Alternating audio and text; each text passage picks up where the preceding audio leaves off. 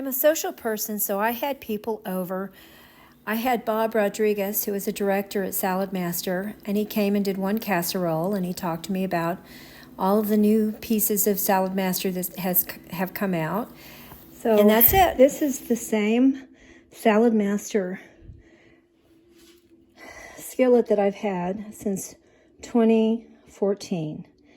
And this is a new prong or probe, electric probe that goes into it. I was given that by Bob Rodriguez. And I've got 3 pieces of Salad Master that I've had since 2014. And they're over there.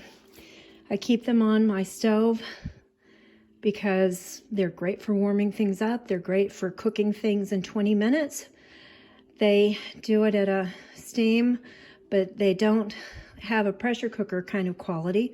This thing right here pops. But anyway, I'm not going to explain it to you because I haven't been doing it like 50 years like Bob Rodriguez has. He didn't want me to do a video because he wants to be able to tell people about it. And he thinks that people can ask questions better. And anyway, when you cook, you don't keep these on. You take them off when they're on the stove. You just, when you want to transport them, you put them on. And the reason is because these will melt. They're a really good plastic, but they will melt on it. And I was going to have some Irish tea, and I've got all of my tea things out, and I didn't have anybody come by. A couple of people said they were coming by, but the last minute something came up. But I wanted to show you, this is cauliflower, and it is a wonderful stew, and it's vegetarian, and we're going to enjoy it a lot. It smells really good.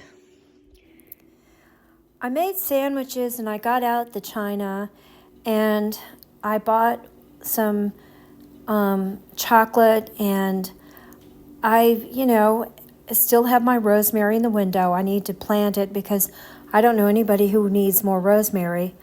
This is Bob Rodriguez's contact information, and this is my mother-in-law's china, and I got to use it.